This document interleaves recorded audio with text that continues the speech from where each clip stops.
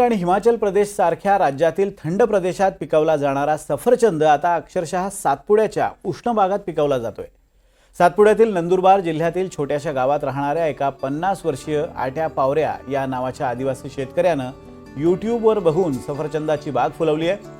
यूट्यूबवरून माहिती घेत कुठल्याही प्रकारची कीटकनाशक किंवा रासायनिक खतांची फवारणी न करता त्यांनी ही किमया साधली आहे। पारंपरिक अशा नैसर्गिक पद्धतीनं गाईचं शेण, गूळ आणि त्यासोबतच बेसनाचा वापर करून खत तयार केल्याची माहिती आट्या पावऱ्या या शेतकऱ्यानं दिली।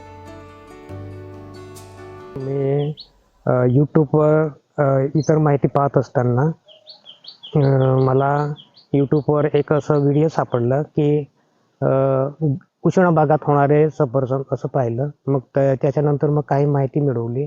नंतर हे रोपं कुठे भेटतील बुवा, नंतर आपल्या भागात किंवा गरम क्षेत्रामध्ये उष्ण भागामध्ये कोणी लावले आहे का ही माहिती मिळवल्यानंतर मला भिवंडी जहीन नर्सरी, भिवंडी, राजस्थान इथून त्यांचं यूट्यूबवर फोन नंबर घेतला आणि त्यांच्याकडून माहिती घेतली। नंतर बुकिंग केल्यावर आम्हाला घरपोच रोपं भेटतील का, तर हो सांगितलं। मग ऑगस्टमध्ये मी रोपं मागणीसाठी बुकिंग केली होती।